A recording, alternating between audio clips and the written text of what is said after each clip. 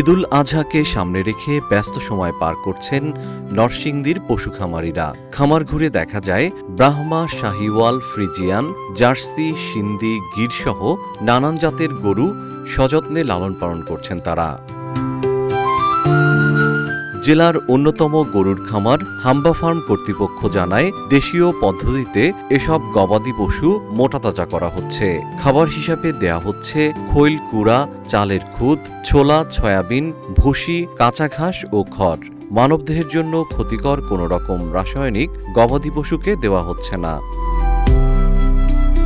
তবে গোখাদ্যের দাম বাড়ার কারণে পশুর লালন পালন খরচ বেড়েছে বলে জানিয়েছেন খামারিরা। এজন্য ন্যায্য মূল্য না পেলে ক্ষতির আশঙ্কা তাদের। নরসিংদীর জেলা প্রাণী সম্পদ কর্মকর্তা ডাক্তার সাইফুল ইসলাম বলেন, এবছর নরসিংদী জেলায় কোরবানির জন্য প্রায় ৮৬,০০০ গবাদি পশু প্রস্তুত রয়েছে, যা জেলাটির চাহিদার তুলনায় বেশ বেশি। তিনি বলেন, অতিরিক্ত গবাদি পশু পার্শ্ববর্তী জেলার চাহিদা পূরণে সরবরাহ করা হবে। এবছর আমাদের নরসিংদী জেলায় কোরবানি গরুর প্রাপ্যতা রয়েছে আমার ৮৫,৯০৫টি এবং আমাদের জেলায় চাহিদা রয়েছে ৭৮,৬৪৫টি।